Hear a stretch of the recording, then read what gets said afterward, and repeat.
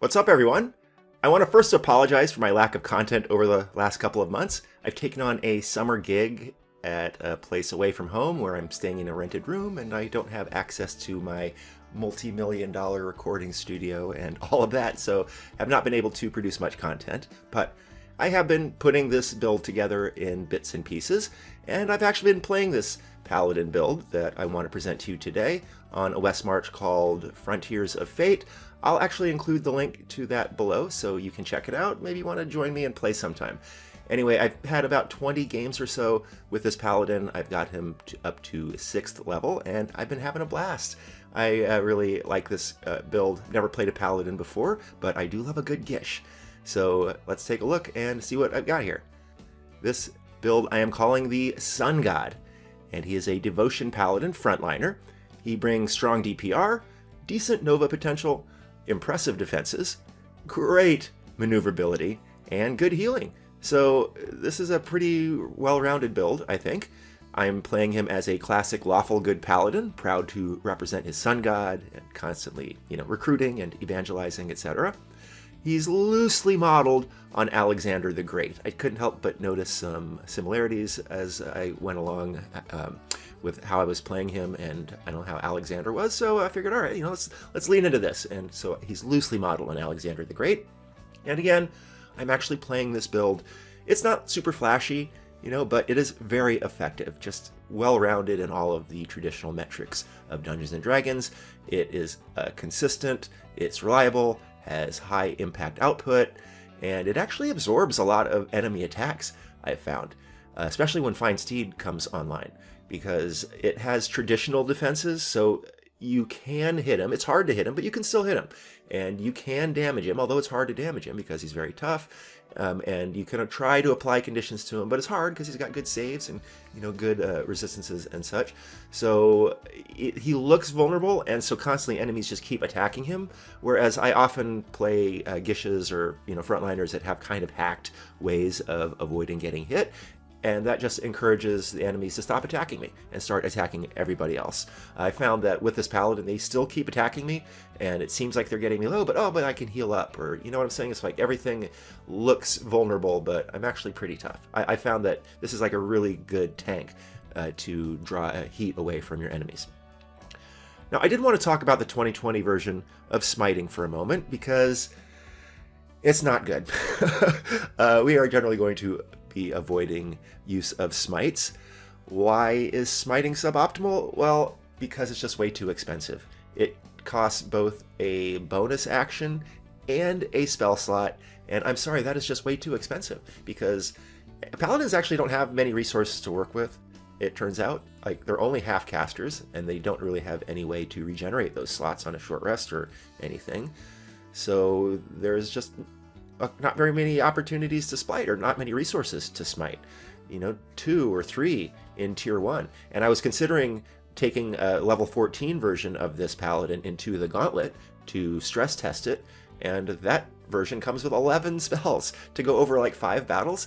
So you're only going to have the resources to smite like once or twice, and so if that occupies your bonus action, that means you're going to have a lot of dead bonus actions. So that incentivizes one to weaponize that bonus action. So that presents an opportunity cost now to smiting, because you could have done the no resource thing instead of smiting, and so that results in smiting only, even in the best cases, only adding a couple of points of damage extra.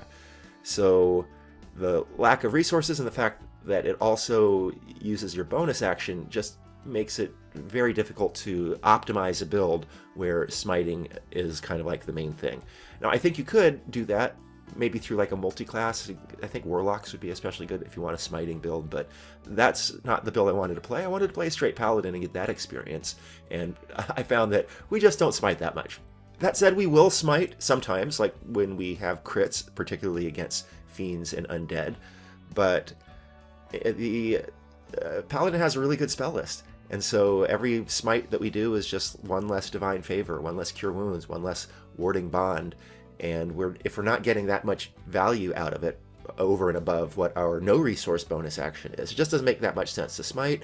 Now, smiting in 2014 was like way better. It didn't occupy the bonus action, so it could be stacked with the bonus action, and you could do multiple ones per round, right? In 2024, you can only do one smite per round because it's your bonus action.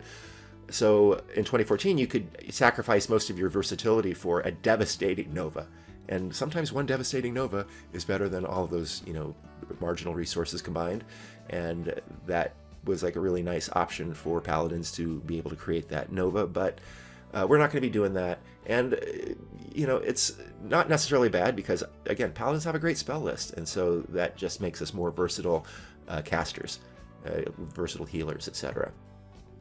So to the build itself, we are starting with a stat array of Strength 16, Dex 8, Con 16, Intelligence 8, Wisdom 8, and Charisma 16, so 3 16s.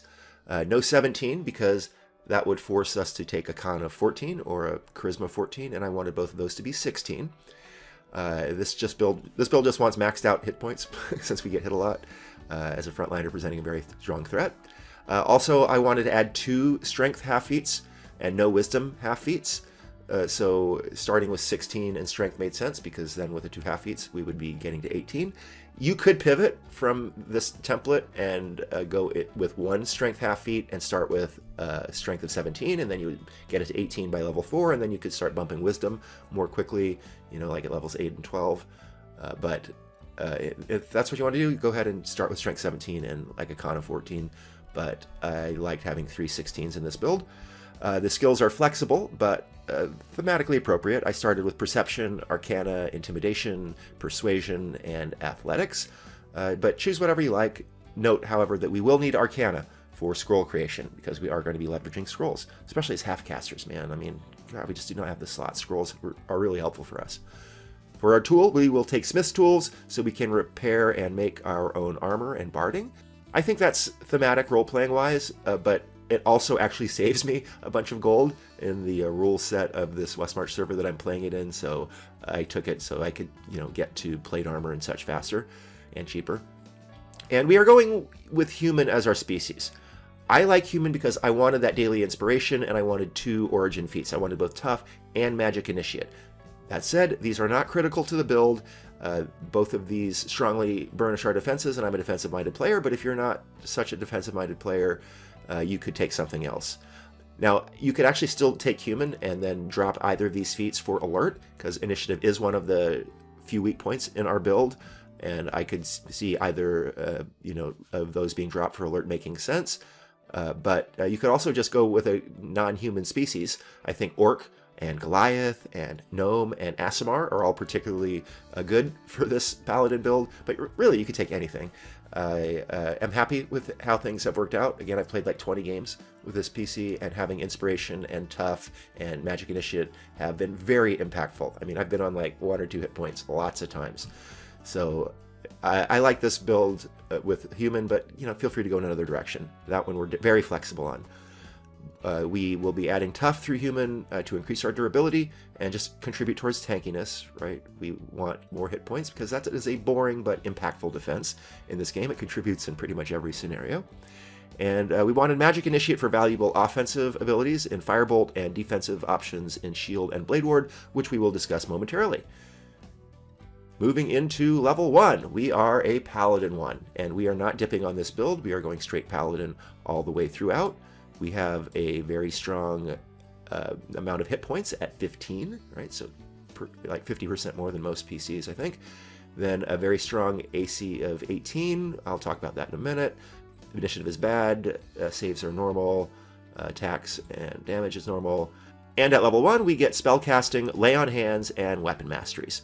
We are going to be starting with Chainmail, which gives us a base AC of 16, plus Shield, which gives us the base AC of 18, plus Blade Ward, and the Shield spell from Magic Initiate to start out with a strong AC. This combos with the strong hit points from our D10 hit die, our 16 con, and Tough, which makes the build quite durable from the start. And do try to get your DM to allow you to precast Blade Ward in appropriate scenarios. Some DMs are not so cool with 1 minute precasts, but a lot of them are, and personally I just think it makes sense. If you are literally just going to kick a door in and about to start combat, like that's a great time to precast Blade Ward, and the 1 minute duration should still make it very impactful.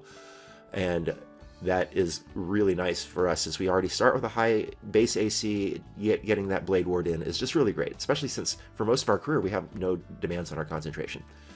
So we get spell casting, and Paladin spell casting allows for spell preps to be changed on a long rest, and that is fantastic because we are going to be making heavy use of scrolls, and that way we will be able to access spells without having to prep them, particularly low level ones like level 1 and level 2 scrolls, which are very cheap to make. But we're going to have a lot of options like Heroism and Locate Object and other spells that are going to have niche uses that we're going to want to have in those moments, but like 95% of the time they're not going to be helpful, so we're not going to want to prep them. So spellcasting allowing us to change our preps on a long rest is really nice. Then we get Lay on Hands. And Lay on Hands is an obviously awesome healing option, especially in 2024 where it is only a bonus action.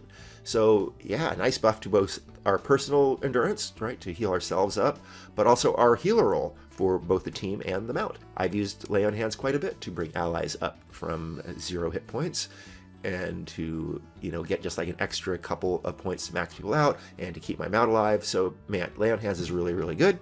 And then we get a couple of weapon masteries, which we are going to start with the Longsword for Sap and the Warhammer for Push. Sap is excellent in these very low levels in which enemies are unlikely to have multi-attack, and it's very effective with our high AC. We're not going to keep it long, but at level 1 especially, it's really nice. And we are taking Push with the Warhammer because it has a lot of excellent applications. Sometimes you just really need to move a guy, right? Like if he's blocking a choke point or if he's grappling your colleague, you need to move him, and having Push available is really nice for that scenario. And we are just sword and boarding from level 1, right? Shield in one hand and weapon in the other hand. We could opt for 2-weapon fighting and use Nick as our weapon mastery for levels 1 through 3 or even throughout our career, but I chose otherwise. And now is the time to talk about why I decided to go with that option of a single weapon instead of 2-weapon fighting. You can use, by the way, I should note before we begin, that 2-weapon fighting, you can use it with a shield, right? If you use proper weapon juggling, you can execute 2-weapon fighting with just one hand and, keep a shield in the other hand. 2-weapon fighting basically offers the trade-off of superior damage, so it's a little bit superior, in exchange for good masteries, like control masteries, and requiring multiple weapons, right? You're not driving all of your attacks through a single weapon. The damage output, it has to be really good in order to make up for those drawbacks, I think. And it does offer superior damage, especially levels 1 through 3. Because 2-weapon fighting combos nicely with Divine Favor and Radiant Strikes, it ends up doing more damage overall. It's significant at levels 1 through 3. It's 50%. So you'd be literally doing 50% more damage levels 1 through 3 if you're using the 2-weapon fighting approach. At level 4, that drops to about 20% superiority over our single weapon approach. And then from levels 5 through 10, it's about 10% more damage, right? So we're talking like 33 versus 30 kind of thing. And it's about 15% greater at levels 11 through 20. That said, these numbers do not account for the reaction attack that we are going to have through taking Polearm Master at level 4, spoilers. And that's going to make up some of the difference. It also offers the control option of attaching Topple to all of these hits, right? The reaction attack, the bonus action attack, or the main action attacks are all going to have Topple attached. Vex can be attached with Nick, but because of Topple adding advantage, I think that kind of washes out in terms of DPR. But we do have Reach as well, so that's going to allow us to be more effective kiters. And 2-weapon fighting doesn't work so well with Sacred Weapon, which is our Channel Divinity ability, or magic weapons. If we have a vicious weapon, we're going to want to drive all of our attacks through it. So I didn't feel like shoehorning that into the build, especially levels 1 through 3 if we're going to switch up our approach at level 4. And I just feel like with Sacred Weapon particularly being part of the class abilities, we're just going to want to drive all our attacks through a single weapon. So definitely the most optimal damage output is by taking 2-weapon fighting. If you want to do that, go ahead and take that route. But frankly, everything considered, I think the approaches are at least on par, and I prefer actually having the control options, and I think this option is better for role-playing purposes, and I think it works better with the Sacred Weapon that Paladins get, so we're just going to go with single weapon and we're not doing 2-weapon fighting. So we get a bunch of spells. Through Magic Initiate, we get a bunch of wizard spells that are very strong for the build. Blade Ward is the main draw here. It offers a fantastic no-resource defensive bump that is going to be a great option for us throughout our entire career, because we rarely cast concentration spells, right? If the DM allows us to precast in the correct scenario, which talk to them about ahead of time, but if you can, it is just such a nice bump. It's equivalent or even better than Shield of Faith, except it is a cantrip. It doesn't cost a spell slot. Oh, that's really, really nice and a great, great add for us. We're also adding Firebolt to give us a decent ranged option, and you could definitely take something else here. If you wanted, I don't know, Mage Hand or Prestidigitation or Minor Illusion or something. But I like Firebolt because it gives us a decent ranged option. That said, we will be leading with thrown weapons most of the time, despite their poor range, because we just do more damage and we can smite through it in the 2024 rule set. But Firebolt will be good for distant targets. It'll be good for the ready action, in which case we wouldn't be able to do our entire attack sequence anyway, and one Firebolt is probably better than one Javelin. And access to fire damage can be good sometimes, right? Against a regenerating enemy, for example, or one that has fire vulnerability. And the ability to set stuff on fire is actually pretty cool, right? It has its moments, and I think it has good role-playing synergy since we are the Sun God, so I'm very happy to add Firebolt here. We're going to reskin those as Sun Bolts, of course. And then we are adding Shield. That is going to increase our durability as one of the best defensive spells in the game, and so yeah, as a defensive-minded player, I'm very happy to add Shield here. We don't have Warcaster, so that means we need to have a free hand in order to cast Shield, and that's not a big deal at levels 1 through 3. We can always end our turn with a free hand after the proper drawing and stowing. At level 4, however, it does kind of present a quandary. We're going to have the option to make Polar Master reaction attacks or cast Shield. So it's going to require some decision making. But I'm going to talk about that more when we get to level 4. It's nice that we get one free cast of Shield per day, too, right? Especially since we're half casters and we have hardly any slots. We are going to be adding Cure Wounds. This is one of the best spells in 2024. Like, it really heals for a lot, and it upscales amazingly. So it's really good in a vacuum. And then we also have Life Bond on our Otherworldly Steed. So at levels 5+, it's going to be able to get really good mileage for us. And I've got to say, in practice, having played this character quite a bit, I cast Cure Wounds all the time. Like, I will often make level 2 casts. I think definitely most of my casts have been, of level 2 spells have been Cure Wounds. It's just really, really good, so a must add for us. Then we are going to start with Divine Smite at level 1 for that classic Paladin thing, which is really good at level 1, actually. It's a lot of damage, and we don't have any bonus actions to compete with it. So we're going to be smiting regularly levels 1 through 3, and it is very solid at those levels. We are also going to want to scroll some spells, maybe not at level 1, because you're not going to be able to afford it, but as you level, some really good first level spells to scroll are Divine Favor, Cure Wounds, Heroism, and Protection from Evil and Good, and Shield of Faith. Those are all really good. I don't think you can cast Shield from a scroll. The rules are ambiguous, but casting a reaction spell from a scroll seems to me like you would have to have the scroll in your hand all the time, and that won't be possible for us with the rules about drawing and stowing and stuff, so you're not going to want to scroll Shield, but pretty much everything else. And we have a very simple approach in round 1. We're going to either cast Blade Ward or we're going to run up and attack. Right? We're going to fish for smites, and don't hesitate to cast Blade Ward even if you can't precast it, because the opportunity cost of just your one attack, it's often worth it to get Blade Ward up instead.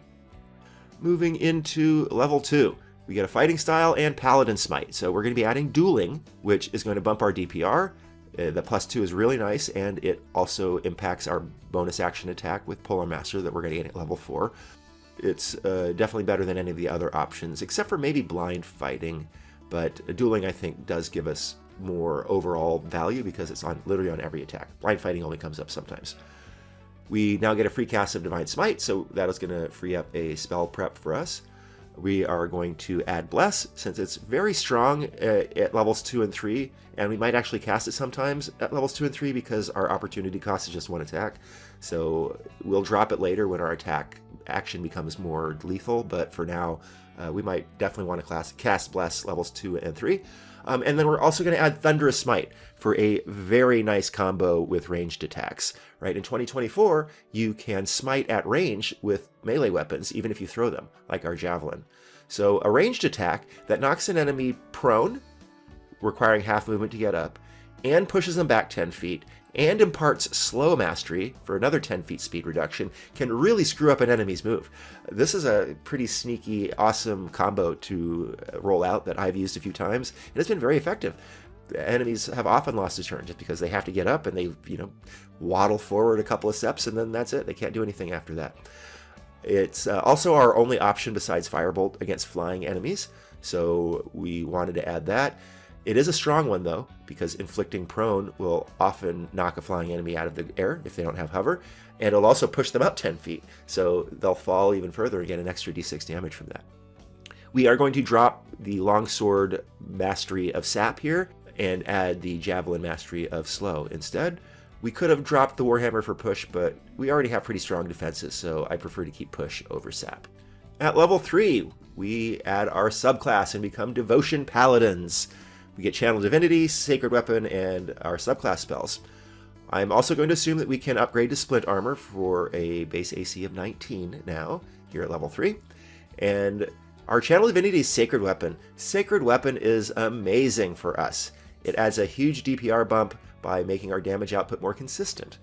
It has fantastic action economy in 2024 with a free activation as part of the attack action.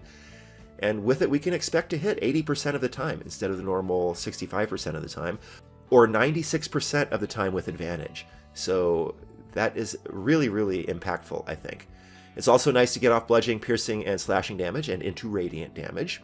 And a Sacred Weapon also emits light, which is unaffected by the Darkness spell. Don't forget, the Darkness spell only extinguishes spells of level 2 or less, and not higher level spells or light that emits from non-spell sources like our Sacred Weapon. So that's a cool little Benny that will come into effect sometimes. And do note that the effect ends if you stop carrying the weapon. So you can stow it to swap weapons or free your hand for a cast of shield, for example. This is different wording than a spell like Shillelagh, where it says the effect ends if you drop the weapon or stop holding the weapon.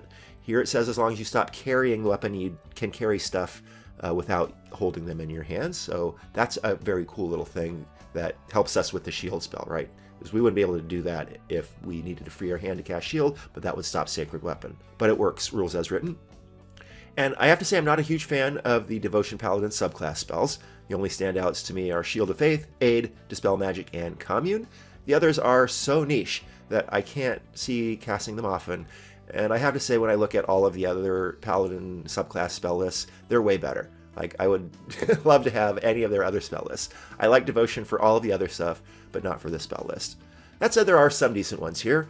The subclass does add protection from evil and good, and that is occasionally useful against the right enemies. The action cast makes it that it's better to precast it, but it does have a 10-minute duration, so precasting is often an option. And it is a little tricky to know when it's needed because it's only effective against certain enemy types, but sometimes you do know what types of enemies you're going to face. And if they are subject to the effects of protection from evil and good, then it's really, really good to have. So as long as you don't have to cast it as your action and can precast it, I think it's a pretty solid option that is good even in higher levels. I literally just cast it with my 20th level Psy Warrior because he was facing a possession threat. And protection from evil and good is literally the only thing in the game that can protect you from being possessed. So it has its moments. The subclass also adds Shield of Faith, which I also think is a very good spell. We don't have the slots for it in our early levels. That's why we're going to be leaning more on Blade Ward.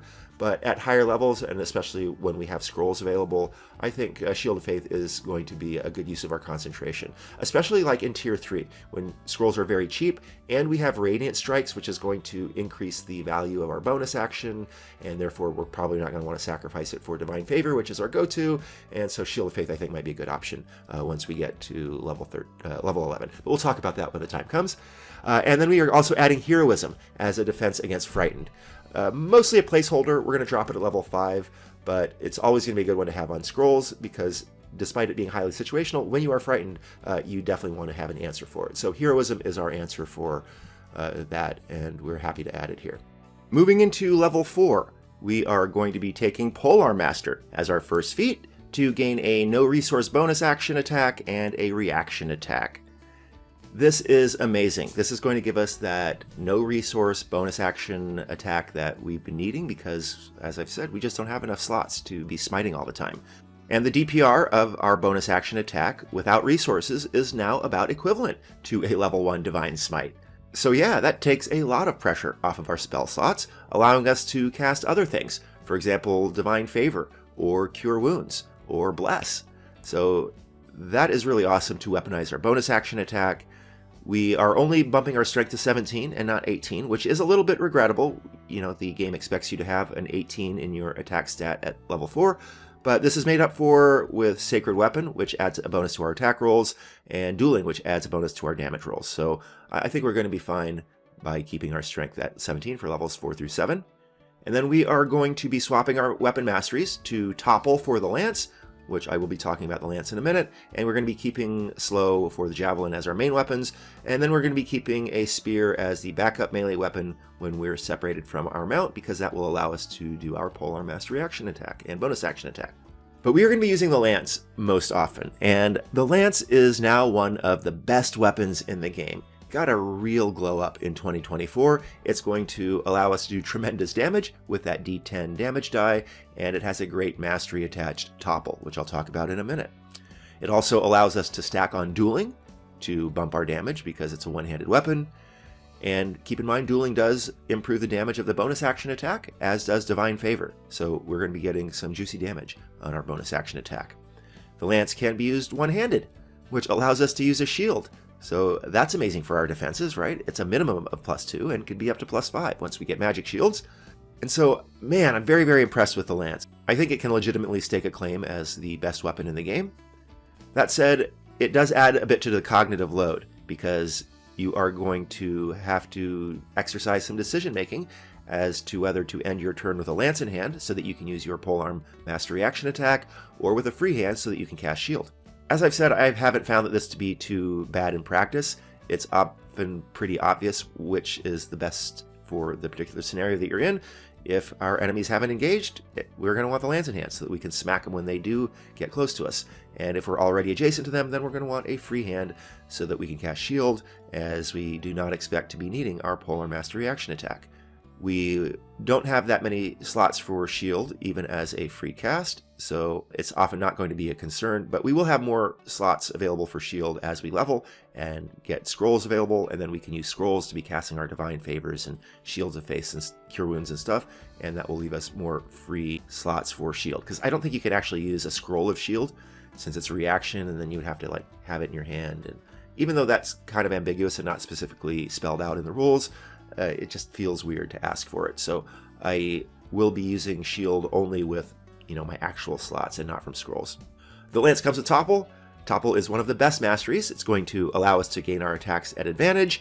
It controls enemy move since they need half their movement to stand up from prone, and it sets up allies who also get attacks at advantage.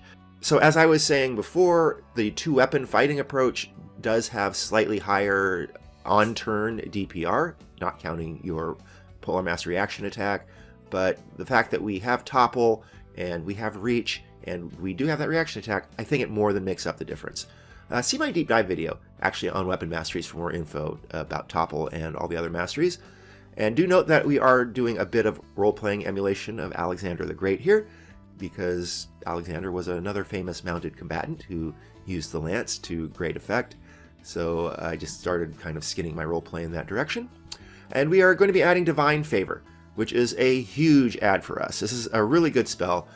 We're going to be featuring it for the rest of our career, maybe not so much once we get to level 11 and have Radiant Strikes and maybe a Vicious Weapon or something. I'll talk about that later, but it's still a huge add for us, and we are going to be dedicating most of our level 1 slots to Divine Favor.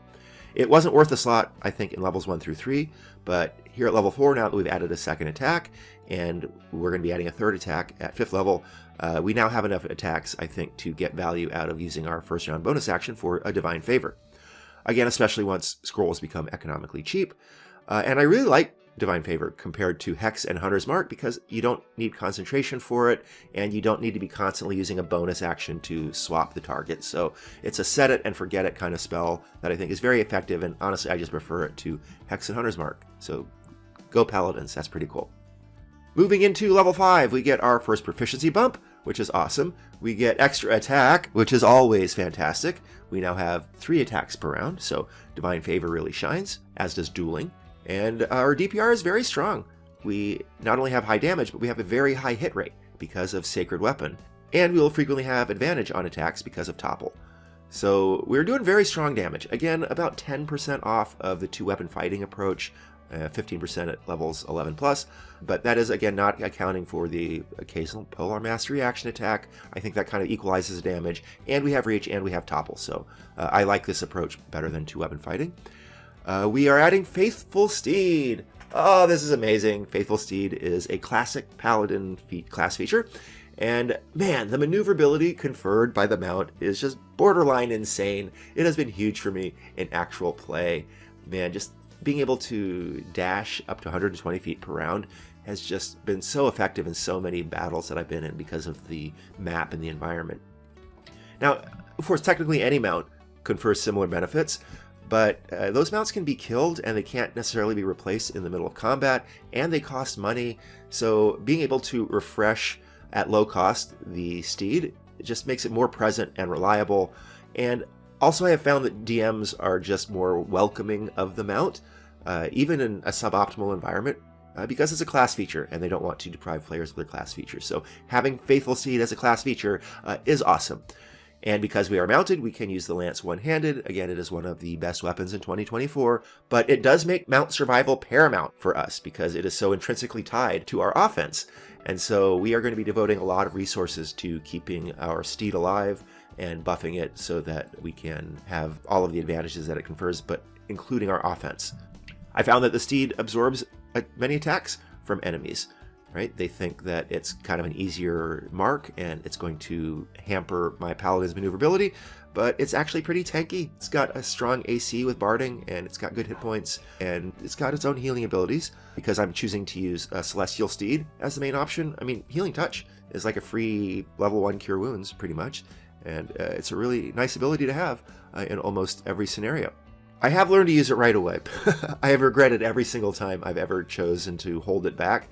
The steed will die, and it just sucks when it dies before using that ability. So just deploy it aggressively to keep the steed topped up.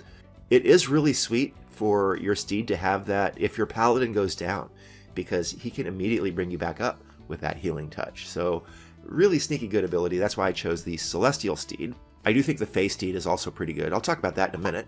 Now, note that you can use your action to resummon the steed to refresh its move and its long rest bonus action option, right? So you can lead with Healing Touch, but you can swap to Fae Steed as a sneaky way to keep a teleport in your back pocket, right? Like if you really need to teleport, you can always just, cast Find Steed, resummon it even if you've already got one, and make this one Fae, and that has a teleport that will take you out of whatever you need to teleport from. So that's pretty cool. Note that steeds have the Life Bond ability, which is a pretty awesome healing option that provides fantastic refresh rounds. Like, I mean, sometimes you're just hurt so bad you need to take a minute, a round away from attacking and heal up. And with Life Bond, you can heal both yourself and your steed. And so, for example, if you do a level 2 Cure Wounds, that heals about 21, and that is doubled for Life Bond. So getting 42 points of healing out of a level 2 spell slot, that's fantastic. So you can really get a lot of use out of Life Bond. And then once you do that big heal, you can follow it up with like a bonus action Lay on Hands on your steed, and your steed can use his bonus action Healing Touch. So you can have like really impressive healing, and it allows us to absorb like way more enemy attacks, right? Like enemies think that they're getting you down, they think they're getting you close, and then all of a sudden, whoosh, you've just like completely healed up, and you've tanked all those attacks. Again, I've often used kind of hacked methods of making myself unhittable, and then enemies just start hitting other people. So it's really cool that you look vulnerable, but you actually are quite durable.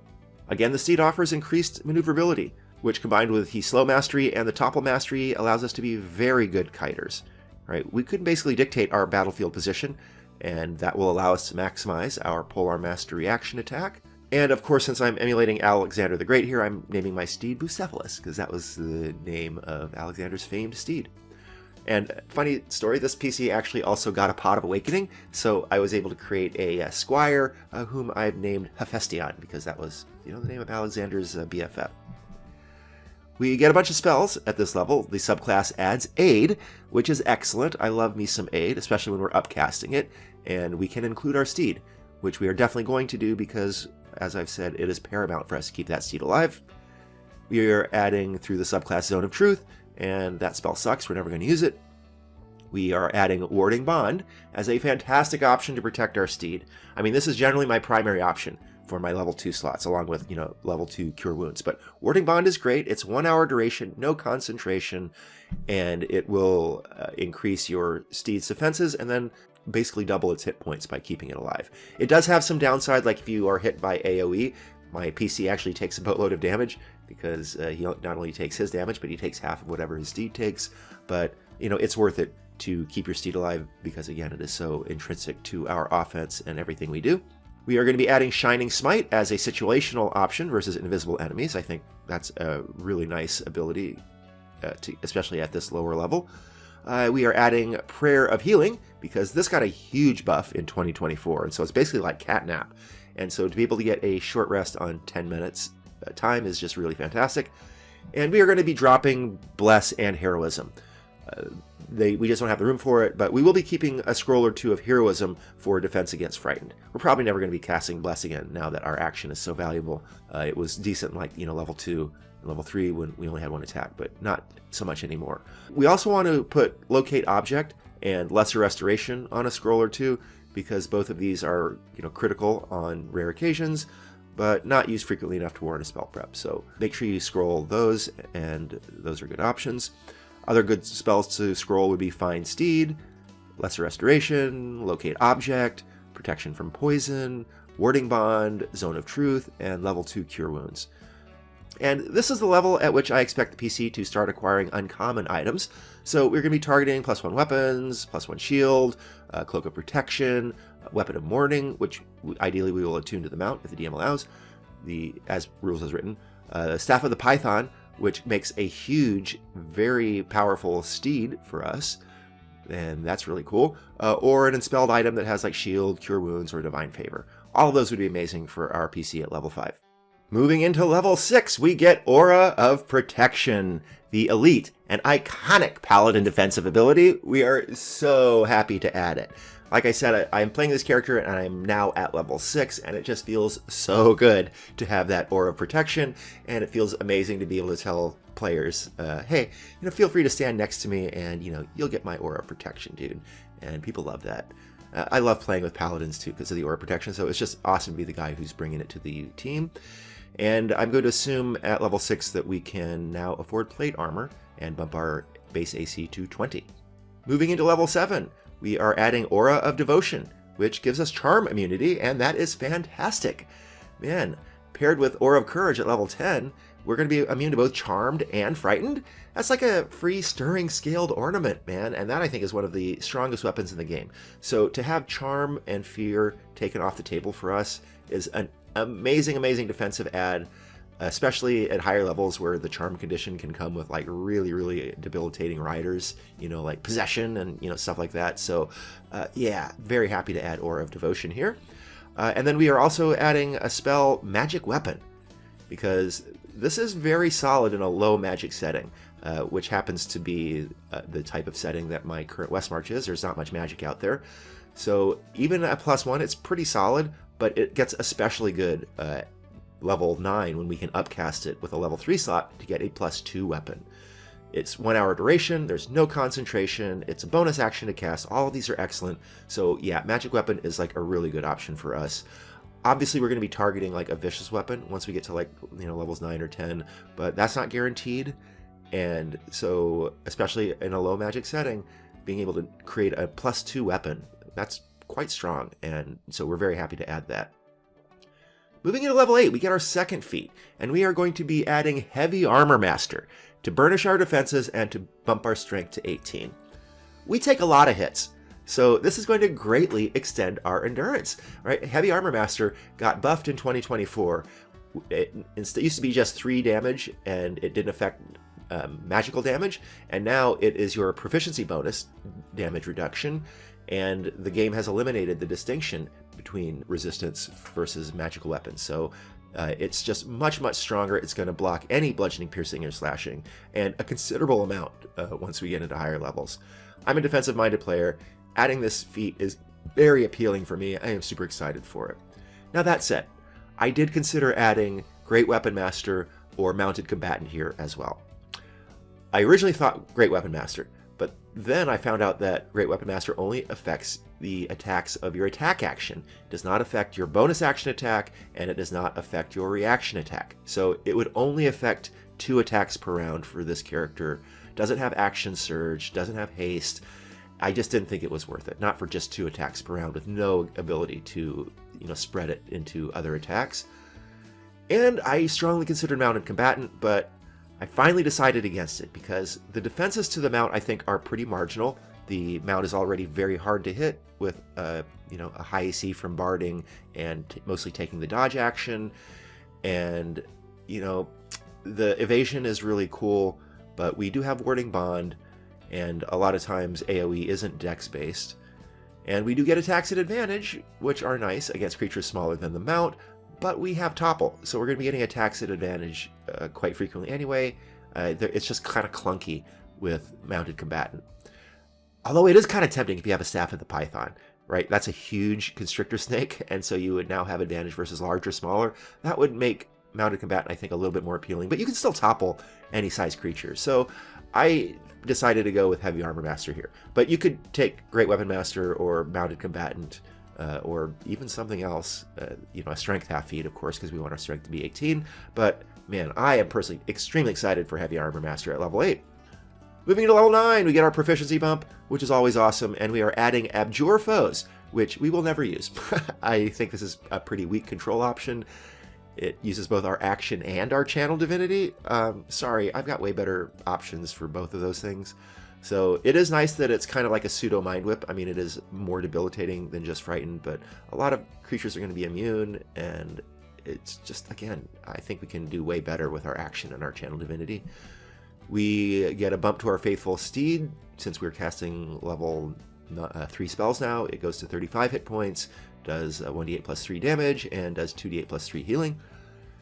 We get Beacon of Hope through our subclass, which isn't great, but you might find situational use for it when you're healing out of combat. If one of your other team members is casting Aura of Vitality, and other people are using, second winds and things of that nature, Beacon of Hope can be, decent in that scenario, but generally we're not going to use it. Subclass does add Dispel Magic, and that's always great to have in your back pocket, right? Dispel Magic is one of the best spells in the game. It's really clutch in the right moment. Then we are adding Aura of Vitality, an Amazeballs healing spell that just combos really nicely with Life Bond, right? We're going to be able to heal ourselves and our steed, and it's just, a go-to healing spell. 70 points of healing for a 3rd level slot is really, really good.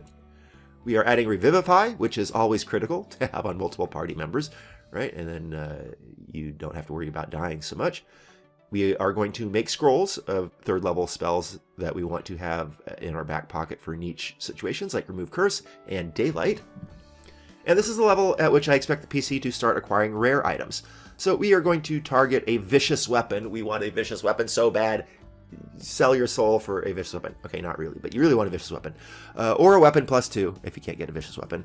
You want a Shield +2, you want Plate +1, Ring of Protection, Cube of Force would be amazing, Ring of Spell Storing, with you can put Bless and Cure Wounds and Shield of Faith and Expeditious Retreat if someone in the party can cast it. Those are all great for a Ring of Spell Storing. Or an Unspelled item with Aura of Vitality or level 3 magic weapon. Oh, those would be amazing. You want a Belt of Hill Giant Strength that would artificially pump our strength to 20, or a Figurine of Wondrous Power Bronze Griffin to get us an early flying mount, because we don't normally get that till level 13. Moving into level 10, we get Aura of Courage, and that gives us Fear Immunity. That's fantastic. Everyone in our Aura has Fear Immunity, and Charm Immunity from Aura of Devotion. So yeah, man, we are going to be quite a thorn in the side for many creature types. Then at level 11, we get Radiant Strikes. And Radiant Strikes is super amazing. We have been really looking forward to this. It makes us even happier to have a bonus action attack with Polearm Master, because Radiant Strikes is added to that. And now our bonus action attack has even more value and higher opportunity cost to smites, right? Our bonus action attack, assuming a +2 magic weapon, is now going to be doing about 17.5 damage, or about 14-ish DPR, which is about equivalent to a level 2 Smite. So by having Radiant Strikes and Polar Master, we are basically getting a free level 2 Smite on every single round through our bonus action. This also reduces the value of Divine Favor. We now have to hit with it about 6 times in order for it to provide value. I do think it's probably worth it in most cases. I mean, surely we'll hit more than 6 times in a battle, right? But that said, if we have a Vicious Weapon as well, that's going to increase the value of our bonus action attack by an additional 7, and then we're going to have to hit like 9 times with Divine Favor. We're probably going to drop it at that point. We'll see how it goes. I haven't actually played this character to that level, but be aware of the fact that Radiant Strikes burnishes the opportunity cost of your bonus action attack. We get a bump in our Channel Divinity to 3 uses per long rest, and then 1 per short rest as always, but it's nice to get an extra. And we are adding Lesser Restoration to round out our healing abilities. We do have that on scrolls, but we don't really have much demand on our preps right now, so we can add it. Maybe save ourselves some gold. At level 12, we are adding Charisma +2 to bump it to 18 to finally start working on our Aura of Protection and Sacred Weapon. Kind of a no-brainer there. Moving into level 13, we are getting a proficiency bump. Our Faithful Steed can now fly. Wahoo! We have been waiting for that. That's going to be super cool. It'll also be bumped to 45 hit points, D8 plus 4 damage, and 2d8 plus 4 healing. And so, yeah, our steed is fairly durable now if it's protected with, Aid and Warding Bond and Death Ward. Now, that said, we could consider dipping here, right? Instead of going to level 13 Paladin, we could be level 12 Paladin and then like level 1 Sorcerer or Bard or Warlock. And all of those could be interesting, right? They'd get us more slots for smiting and, bring all of their class abilities. Although with Polar Master, we don't smite as much as other Paladins, but, having more slots is always good. I chose to go straight Paladin largely out of personal preference for the build's role-playing concept, but I could definitely see, multi-classing here and doing a Sorlock or Sorkadin or what have you. The Warlock one is actually interesting because they get Eldritch Smite, and then you could combine that with Divine Smite, and, if you want to build a Nova character, that might be, the way to do it, but we went straight built here.